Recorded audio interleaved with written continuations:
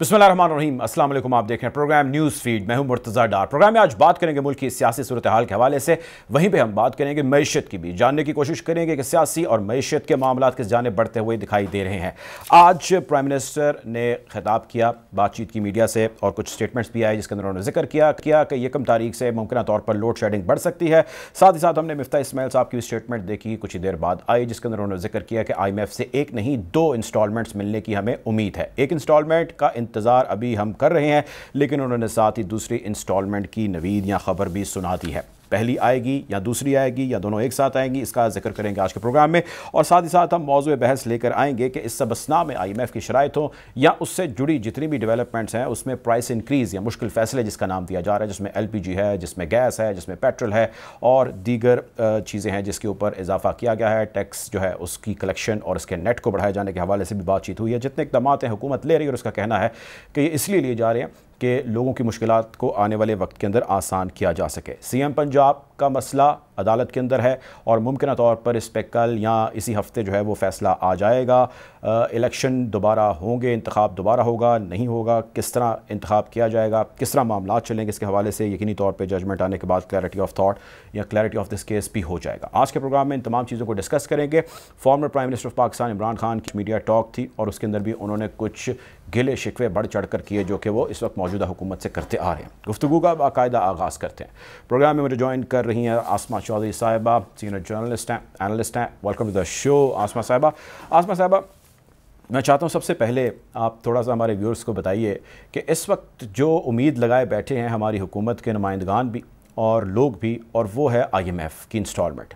एक आई नहीं दूसरी की नवीद आ चुकी है। ये बताइए, आप एक्सपेक्ट कर रही हैं कि जल्द आ जाएगी, और अगर आ जाएगी तो उसके बाद लोगों की हालत ज़ार बदल जाएगी, और बदलेगी तो कितने अरसे में बदलेगी? मेरे ख्याल से इतनी कोई जल्दी तो नहीं बदलेगी सूरत हाल की अगर हम बात करते हैं। और जो IMF से पैसे आने हैं उसके बारे में तो यही है कि हुकूमत ये कहेगी कि गर्दिशी कर्जे हैं हमारे पास और बेतहाशा दीगर चीजें हैं जिनके लिए हमें ये चीज जरूरी है कि हमने इसको उसकी मद में अदा करनी है।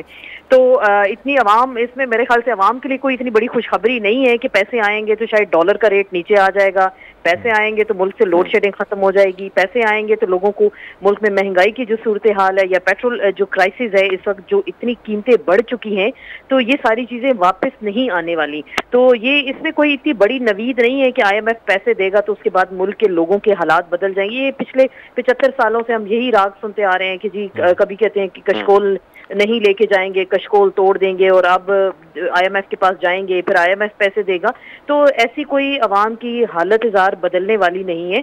जो इस वक्त क्राइसिस मईशत का पाकिस्तान के अंदर चल रहा है, ठीक है पूरी दुनिया के अंदर ये हालात है, लेकिन जितने 3 महीने के अंदर जो तबाही यहाँ पे फेरी गई है और जिस तरह का सेटअप यहाँ पे लाया गया है, लोगों के ऊपर मुसल्लत किया गया है, उसके नतीजे में तो यही कह सकते हैं कि पाकिस्तान के अवाम की हालत ज़ार इतनी जल्दी नहीं बदलनी। देखिए IMF की शराइत क्या होती है, वो हमेशा ये कहते हैं कि जी आप बिजली, गैस और जो पेट्रोल पे आप सब्सिडी जो गवर्नमेंट देती है उसको आप कम करें। कभी आपने सुना कि IMF ने कहा हो कि आप अपने पुरतयुश जो अखराजात हैं उनमें कमी लेकर आए? जो गाड़ियों के बड़े बड़े प्रोटोकॉल और कॉन्वॉय जाते हैं प्रेसिडेंट, प्राइम मिनिस्टर, मिनिस्टर्स के साथ, उनमें कमी लेके आए। एक बड़ी गाड़ी आप देखते हैं जो 2000 से अबव है, तो वो एक दिन में 15 से 20 हज़ार का पेट्रोल खाती है। तो ये पाकिस्तान के अवाम की जेबों से यही पैसे जाते हैं। तो IMF ने कभी ये नहीं कहा कि पाकिस्तान के अवाम को आप खुशहाली दें या खुशहाली की नवीद सुनाएं। वो हमेशा पाकिस्तान के अवाम के ऊपर ही बॉम्ब फोड़ते हैं।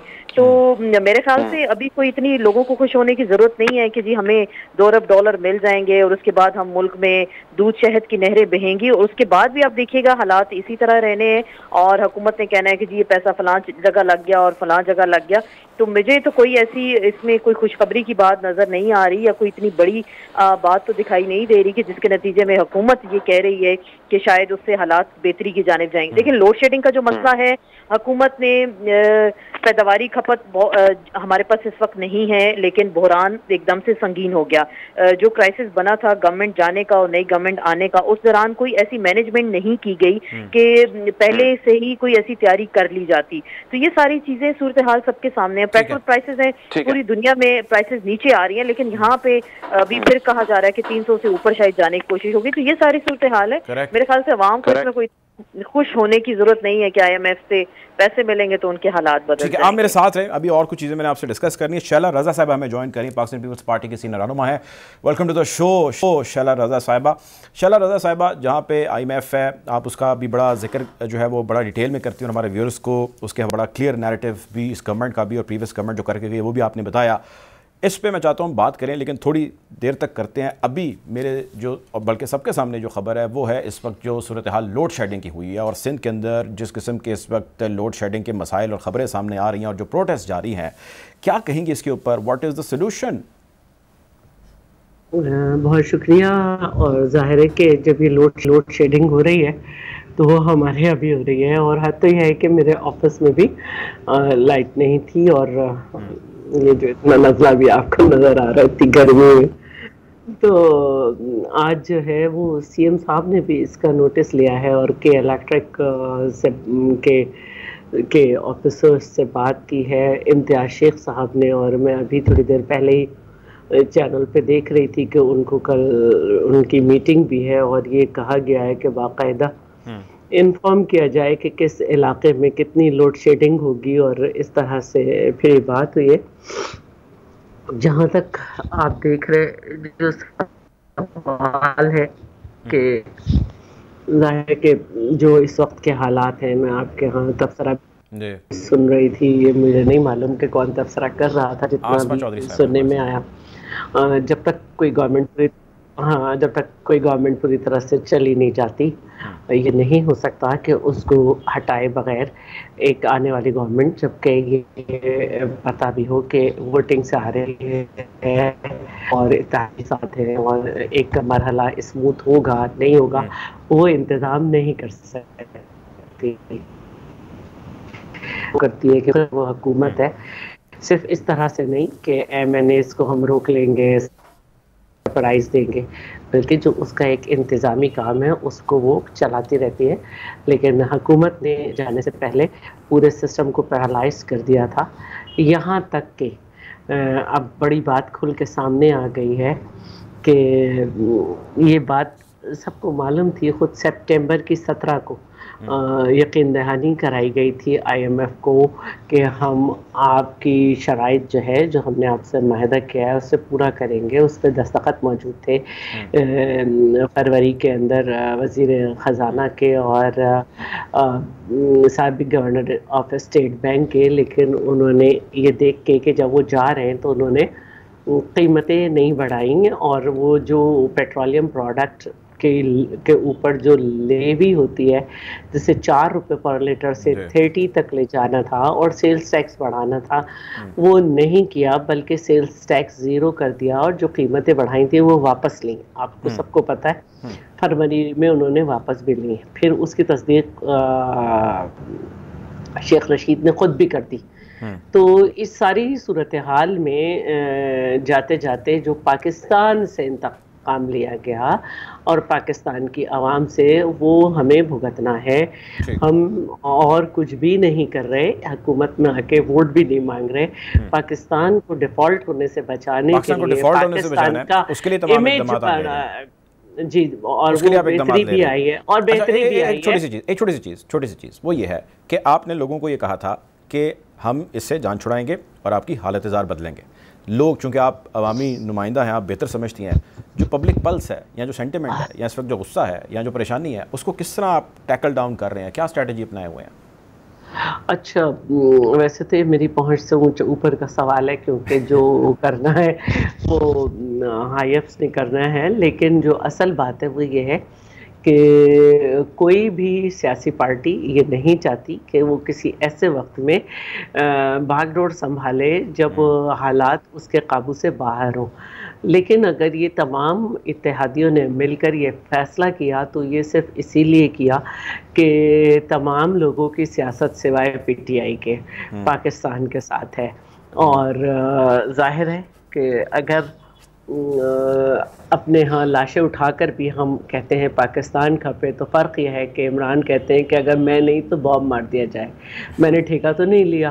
तो अवाम समझते भी हैं कि रियासत के माहिदे रियासत के साथ होते हैं, किसी फर्द वाहिद के साथ नहीं। तो इस वक्त जो तमाम 12-11 पार्टीज़ की हुकूमत है, सब ने जो अपने ऊपर ये इनके अज़ाब उठाए हैं पीटीआई के, ये इसीलिए उठाए हैं कि जो दुनिया के साथ जो दुनिया के दोस्त ममालिक हैं उनसे भी मशरूत यही था कि जब IMF की शराइत पूरी होंगी तो वो हमें करेंगे। तो ये पूरी नहीं कर रहे थे और फिर भी महंगाई थी हमारे पास। तो इसलिए है मसला कि हम वो शराइत पूरी कर रहे हैं और जो इनके ना करने से मसाइल आए हैं वो भी पूरी कर रहे हैं। वरना इस वक्त हुकूमत लेकर कोई शौक तो नहीं था ना, जैसे ये शौक ठीक है। आप मेरे साथ हैं, जैसे जब नवाज शरीफ साहब की गवर्नमेंट थी तो ये शौक में आ गए थे लश्कर कशी करने और चाइना के सदर को वापस जाना पड़ा था।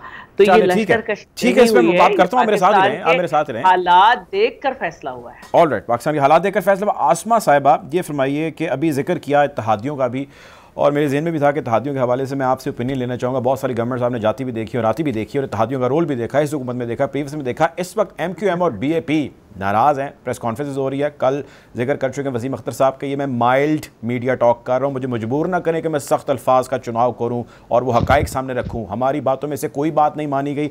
इत्तेहादियों के रोल को अभी और आने वाले वक्त में कैसे देख रही हैं और इस हुकूमत के साथ चलते नज़र आ रहे हैं आपको? इत्तेहादियों की बात तो जहाँ तक है कि जो कुछ हुआ इन 3 महीनों के अंदर और जिस तरह से हुकूमत को टॉपल किया गया, सिंध हाउस में जो कुछ हुआ, लोगों को ख़रीदा गया, लोगों के ज़मीरों को ख़रीदा गया, बहुत सारी चीज़ें हुई जो पाकिस्तान की हिस्ट्री हमने इन 3 महीनों में बनते और बिगड़ते देखी। तो उसमें तो यही बात उम्मीद नहीं की जा सकती कि इत्तेहादी शायद इनके साथ ज़्यादा देर चलेंगे। सबको अपना अपना हिस्सा चाहिए। कल आपने असलम बोतानी की असम्बली के अंदर आपने तकरीर सुनी और जिस तरह से वो जाओ जलाल से वो बात कर रहे थे और जिसके बाद वो ये कह रहे थे कि माइक खुला रह गया और उसमें उन्होंने कहा कि एक जगह से फोन कॉल फिर मैंने वहां की और फिर वहां से उनको फोन कॉल आई तो मुझे मेरे फंड दिए गए SDP में डाले गए। तो देखिए, एक फोन कॉल पे अगर ये हुकूमतें बनती हैं, बिगड़ती हैं और चलती हैं तो इससे बड़ा सियासी अलमिया हमारे मुल्क के लिए क्या हो सकता है। मेरा गिला पीपल्स पार्टी से अभी नहीं है। शैला रजा साहिबा बहुत मोहतरम है, इस जमात ने बड़ी कुर्बानियां दी हैं, लेकिन अभी इन 3 महीनों के अंदर जो कुछ हो रहा है उस पर जब रावी लिखेगा तो बहुत सारी चीजें सामने आएंगी। अभी जो हुकूमत के इत्तेहादी हैं, MQM जिस तरह से बात करिए, आप हमेशा देखते हैं माजी में भी इसी तरह से होता रहा है। MQM के मुतालबात नहीं माने जाते, वजारतें अगर उनको नहीं दी जाती, हिस्सा नहीं दिया जाता तो MQM फौरन से सामने आ जाती है और उसके बाद वो हुकूमत को ब्लैकमेल करते हैं। फिर कुछ गिव एंड टेक होता है दोनों तरफ से और फिर वो कहते हैं जी हमने जमहूरियत के लिए मिलकर चलने का फैसला किया। तो आपको क्या लगता है कि इत्तेहादी इतने बोले हैं कि इनके साथ प्रीवियस गवर्नमेंट भी हैंड करके चली गई, ये गवर्नमेंट भी हैंड कर रही है, उससे पहले भी इनको साथ मसला था। I mean, ये अब बाय चॉइस इस किस्म के फैसले करते हैं कि उनके साथ बाद में जो है इस किस्म का जुल्म हो या इनसे कराए जाते हैं? आती हैं। अभी तो लोग इतने बाशऊर हो गए, पहले तो बात करते हुए डरते थे, इस्टेब्लिशमेंट खेला करते थे, बात करते, अब तो लोग खुलकर नाम लेते हैं। कहाँ से कॉल्स आती हैं, कौन उन्हें मजबूर करता है, कौन उन्हें कहता है कि जी आप इस पार्टी को ज्वाइन करें और इस पार्टी का साथ दें। 2 वोटों के साथ ये हुकूमत खड़ी है। आज MQM को वहां से फोन आ जाता है तो MQM कहेगी कि हाँ ठीक है हम आपका साथ नहीं दे रहे। हम ये वही MQM है। देखिए 3 महीने पहले इस MQM ने कहा कि हमने उस हुकूमत का साथ इसलिए छोड़ा कि मुल्क में महंगाई हो गई है।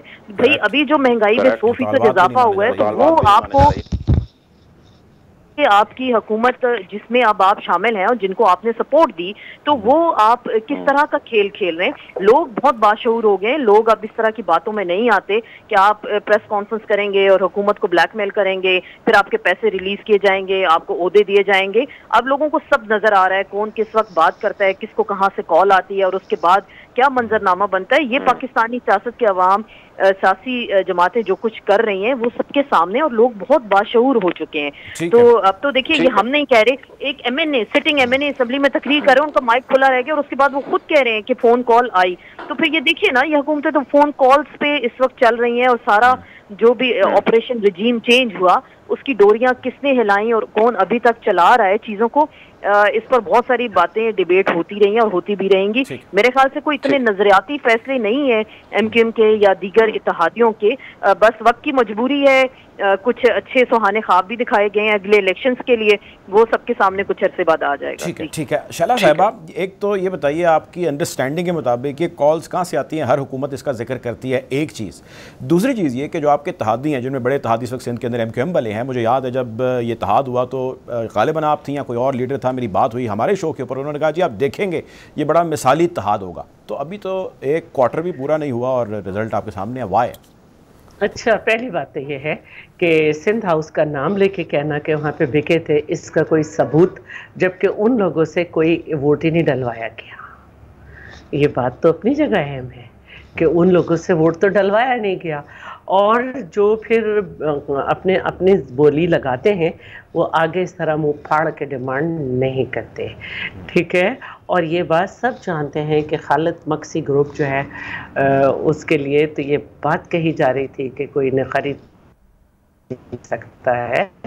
और जो रही बात एनुअल डेवलपमेंट फंड की, तो अगर वो ये समझ रहे हैं कि उन्हें पूरा फंड मिले और जल्दी, तो देखें ये बात अपनी जगह मुस्तहकम है कि ये जो वक्त है आखिरी कुछ हफ्ते चल रहे हैं रवा माली साल के, और रवा माली साल में जो जितना भी एलोकेटेड फंड होता है तो उसके जो रिमेनिंग होती है वो ज़रूर दी जाती है, क्योंकि अभी नया बजट तो पास ही नहीं हुआ, और नया बजट जब पास होगा तो उसके 3 क्वार्टर्स में इतना फंड नहीं रिलीज़ होता जितना आखिरी में होता है। तो अगर किसी का आखिरी फंड रुका हुआ है और उसकी नहीं सुनवाई हो रही और उसने अपने तौर पर कहीं फ़ोन कर लिया है, ठीक है, सबने सुना उनकी बात को, तो वो कहते हैं हमारे 27 पॉइंट में हमारा एग्रीमेंट हुआ है इनके साथ, उन्होंने कोई भी एक पॉइंट पूरा नहीं किया।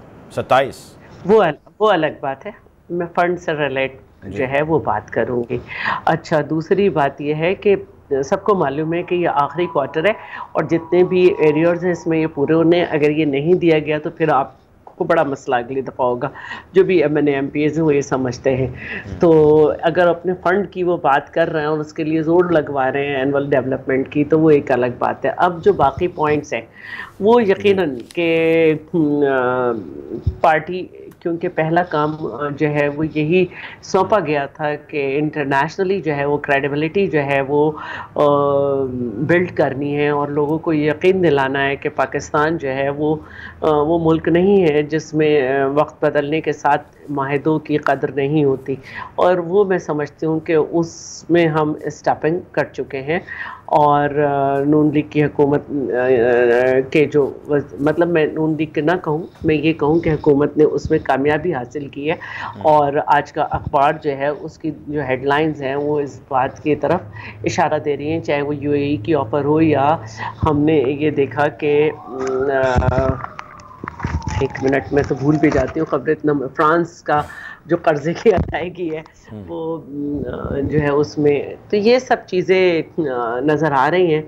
और यकीनन ये वक्त आएगा कि तमाम इत्तेहादी जो हैं वो जो एक लॉन्ग टर्म्स है जिसमें उन्होंने बात भी की मिसिंग पर्सनस की और सबकी, उस पर बात करेंगे। और नून लीग के जो लोग हैं, ये बात मैं कहना चाह रही थी, वो उनके जो कंसर्न मिनिस्टर्स हैं वो बैठकर इस पे बात करेंगे।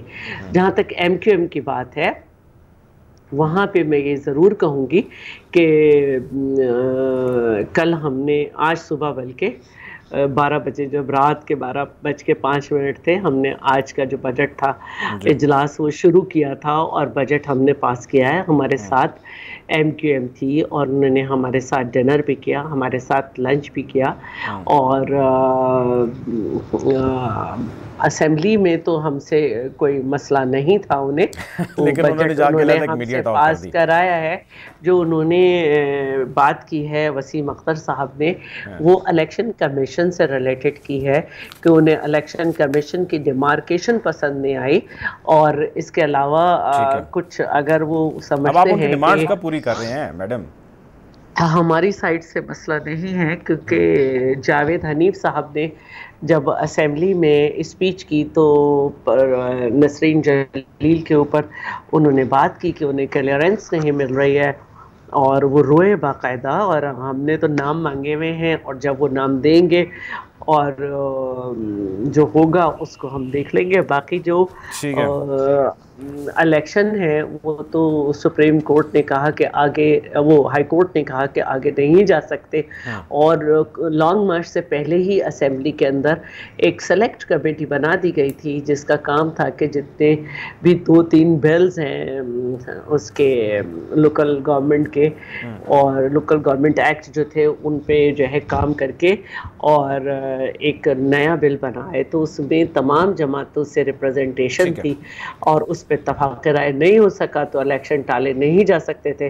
पहले मरहले के इलेक्शन हो गए हैं, पहले के हो गए और फिर जो है वो ज़ाहिर अगले होने। आसमा चौधरी साहिबा, ये फरमाइएगा कि एक बड़ी अंडरस्टैंडिंग बनती जा रही है और उसके ऊपर सोशल मीडिया पे बड़ा जिक्र हो रहा है, वो ये है कि इस वक्त कप्तान यानी कि फॉर्मर प्राइम मिनिस्टर की जो पाकिस्तान तहरीक इंसाफ उनकी जमात है, उनकी जो सियासत जा रही है इस वक्त, वो कुछ बैक फुट पे हैं। मतलब वो they are playing there whatever is the inning required, लेकिन जो मोमेंटम उन्होंने कैरी किया लॉन्ग मार्च तक, उससे पहले जलसों तक, उसको डिलिबरेटली स्लो डाउन किया गया है। और डिस्कशन ये हो रही है कि बड़ी 2/3 मेजॉरिटी या बड़ी पावर के साथ लाया जाएगा, मुश्किल फ़ैसले इस इत्तेहादी हुकूमत से करवा लिए, आगे जो है वो इमरान खान जो है वो आएंगे और इक़्तिदार संभालेंगे। इस नैरेटिव के बारे में आपका क्या ओपिनियन है?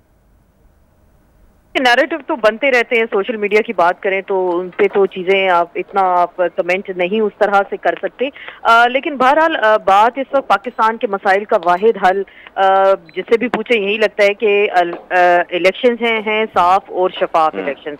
यही मुतालबा इमरान खान का है कि आप इलेक्शन करा के देख लें, जिसको लोग मुंतखब करते हैं और फैसला पाकिस्तान के अवाम ने करना है। अगर पीपल्स पार्टी के हक में होगा, नून लीग के हक में होगा, पीटीआई के हक में, लोग ज्यादा बेहतर जज करेंगे और लोग हमेशा एहतसाब करते हैं वोट के जरिए।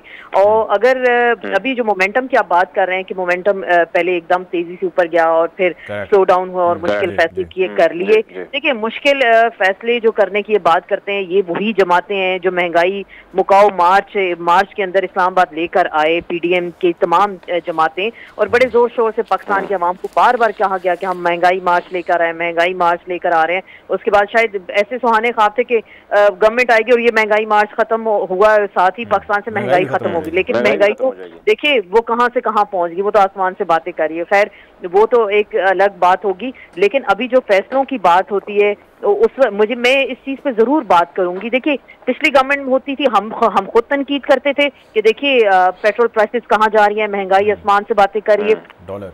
अब ये गवर्नमेंट अगर फैसले करती है तो उसको मुश्किल फैसलों का नाम दिए। भाई मुश्किल फैसले क्यों है, आप लोगों को बात करने दें, लोगों को देखने दें कि जो फैसले किए जा रहे हैं उसके देखिए अवाम पर क्या चीजें असरअंदाज हो रही हैं। जो लोअर मिडिल क्लास है, ये मिडिल क्लास है, वो तबका तो पिस कर रह गया है। आप 250 लीटर आप कहीं भी चले जाओ, लोग कहते हैं जी 250 लीटर तो पेट्रोल हो गया है, तो हालांकि 237 के करीब है, लेकिन बाहर यही बात की जाती है और 300 तक ये जाएगा। तो उसके नतीजे में जो सैलाब आ रहा है, 650 रुपए किलो लीटर जो है एक ऑयल और घी की कीमत में हो गई है। तो एक गरीब बंदा क्या खाएगा, वो मकान का किराया देगा, अपने बिजली गैस के बिल, और अभी जुलाई में नवीद सुनाई गई है कि लोड शेडिंग होगी और जो मई से सरचार्जेस फ्यूल के लगने हैं वो अब अगले बिलिंग में वो ऐड होके आपके आएंगी। तो लोग कहाँ जाएंगे? तो इन मुश्किल फैसलों से के समरात अवाम तक तो नहीं पहुंच रहे। तो इस मुनाफकत से भी सियासतदानों को बाहर निकलना होगा कि पहले आप महंगाई की बातें करते थे, हुकूमत को क्रिटिसाइज करते थे, और अब आप उनको मुश्किल फैसलों का नाम दे रहे हैं। बहरहाल खैर पाकिस्तान के अवाम अब इतने मेरे ख्याल से बेवकूफ नहीं रहे, वो सारी चीजें पिछले 4 साल भी देख चुके, ये साल भी अब देख रहे हैं। आसमा साहिबा फिर हल भी तो बताएं ना, लोग क्या करें फिर? आप I mean whatever is happening is not happening in the right direction for solution. लोगों के फैसले कहीं और होते हैं, ये सब मानेंगे इस चीज को, फैसले हमेशा कहीं और होते हैं। जब तक आप सियासतदान अपने आप को और सियासी जमातें वहां से आजाद नहीं करेंगी तो पाकिस्तान में खुलकर आप हुक्मरानी नहीं कर सकते। माजी में देख लें, बेनजीर भुट्टो साहिबा की हुकूमत आई, 2-2.5 साल से ऊपर नहीं चलती। नवाज शरीफ साहब की हुकूमत आई, 2-2.5 साल से ऊपर नहीं चलती। फिर बीच में परवेज मुशर्रफ आ जाते हैं, फिर गिलानी साहब की हुकूमत आई, ठीक है 4 साल उन्होंने पूरे किए, फिर उनको जिस तरह से हटाया गया। नवाज शरीफ आए, पैनामा आ गया, इमरान खान आए, 4थे साल में वो निकल। भाई इस मुल्क के साथ अलमिया क्या है, कोई भी वजीर आजम अपनी मुद्दत पूरी क्यों नहीं करता? ये एस्टेब्लिशमेंट इस मुल्क में सियासी जमातों को खुलकर खेलने क्यों नहीं देती? सियासी जमातों को, ठीक है जैसी जमात है, कोई भी जमात है, पीपल्स पार्टी है, नून लीग है, पीटीआई है, जैसा हुक्मरानी करते हैं 5 साल आप उनको पूरे करने दें, उसके बाद लोगों ने फैसला करना है कि ये चीजें ठीक थी, ये जमातें ठीक नहीं थी। 3 साल पूरे नहीं होते, बीच में ऐसा स्पीड ब्रेकर आता है, पूरा नहीं किया जाता और जो है वो एक हुकूमत चली जाती है और अगली हुकूमत आ जाती है। मेरे पास 1 मिनट है। शैला साहबा, ये फरमाइएगा कि जमहूरियत या डेमोक्रेसी हमारे यहाँ इस वक्त आप स्ट्रेंथन देख रही हैं, तगड़ी है?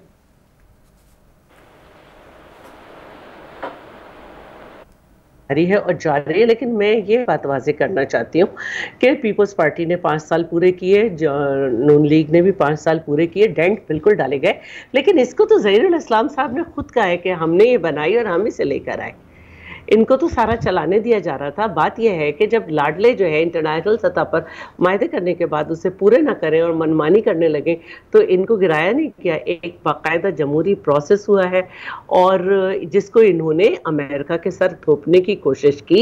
और असल बात यह है कि पाकिस्तान का जो हाल होने जा रहा था वो आप खुद देख लें, वही दोस्त ममालिक हैं जो अब शराइत में जो है कर्जे की शराइत में भी आसानी कर रहे हैं, चीन भी कुछ पैसे दे रहा है, वरना सबने मुंह फेर लिया था। अगर हुकूमतें किसी के भी हवाले से लाई जाएं, खुद भी जीत के आए जाएं, लेकिन इंटरनेशनल सतह पर अगर आप अपने मुल्क का माहिदा जो है वो भी ख़ास तौर पे पैसे का उसको तोड़ेंगे तो फिर यकीनन के क़ुव्वतें आगे बढ़ेंगी। और वरना ऐसी कोई बात नहीं थी कि सारी पार्टीज़ इनके ख़िलाफ़ हो जाती। रही बात एमक्यूएम की, एमक्यूएम हमेशा से फेडरल में जो भी हुकूमत होती है उसके साथ बैठती है। अदरवाइज़ हमें एमक्यूएम ने 3 दफ़ा छोड़ा था, 1 रुपये 80 पैसे से हम 4 रुपये फ़ी यूनिट तक गए थे, लेकिन 3 साल 8 महीने उन्होंने आवाज़ नहीं निकाली। PTI ने कुछ भी सिंध को नहीं दिया, कुछ भी सिंध को नहीं दिया। 27 बिलियन से ज्यादा आखिरी ADP जो फेडरल हुकूमत ने 2017-18 में दी थी और ये 5 बिलियन पे ले आए, लेकिन MQM नहीं बोली। तो दूसरी पार्टीज को भी कुछ नजर आ रहा है कि उनकी सियासत पाकिस्तान से मशरूत है।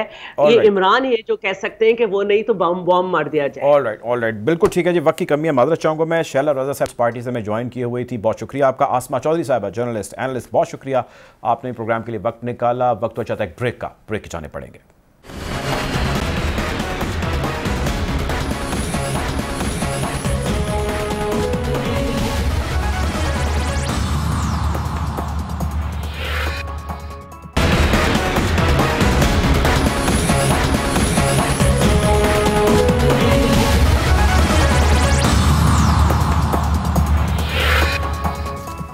Welcome back after the break. Programme में हम बात करें मुल्क की सियासी सूरत हाल के हवाले से। पाकिस्तान तहरीक इंसाफ की सीनियर रहनुमा अंदलीब अब्बास साहबा प्रोग्राम में हमें ज्वाइन करें। Welcome to the show Andleeb साहिबा। ये फरमाइएगा कि अब इलेक्शन जो ज़िमनी इंतखाबात हैं उसका शोर है हर तरफ, पंजाब के अंदर भी इंतखाबात होने जा रहे हैं, क्या उम्मीद लगाए बैठे हैं? और रिसेंटली बल्कि सवात के अंदर भी आप लोगों को कामयाबी हासिल हुई, व्हाट आर द एक्सपेक्टेशंस?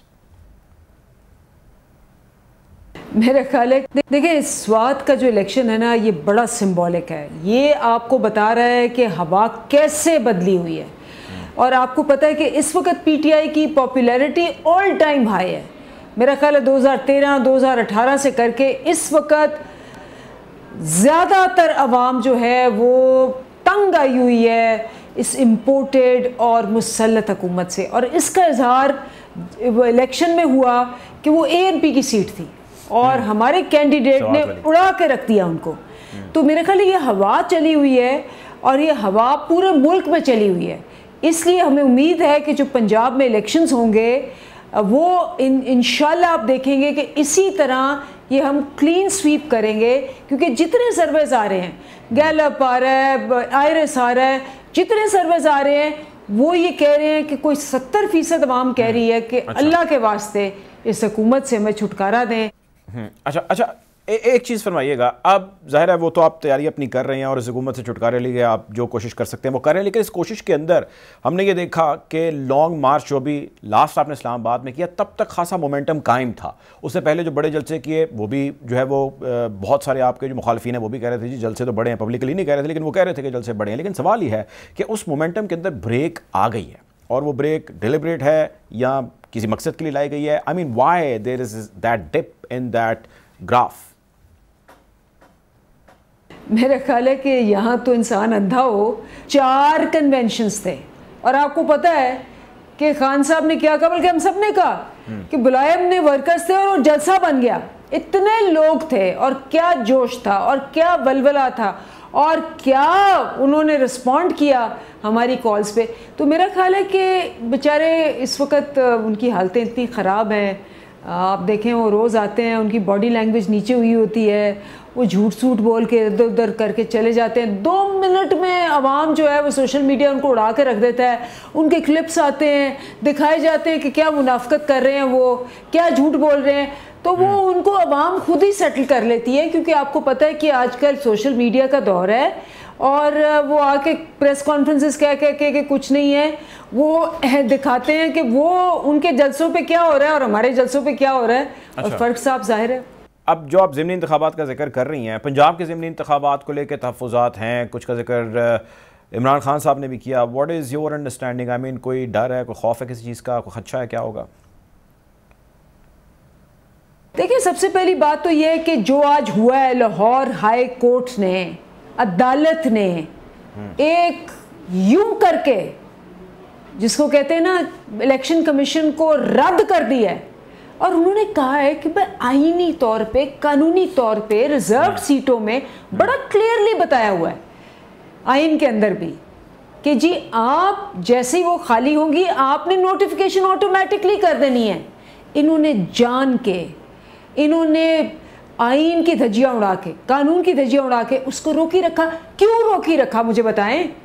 इसलिए रोकी रखा कि वो जो नाजायज़ हुकूमत है हमजा शहबाज की, जो कि होटलों में और जो कि एक पब्लिक प्लेसेस पे जाके अपनी मीटिंग्स करके और ख़ुद साख्ता अपनी चीफ मिनिस्टर बन के बैठी हुई है, उसके अंदर कोई हकीकत नहीं है।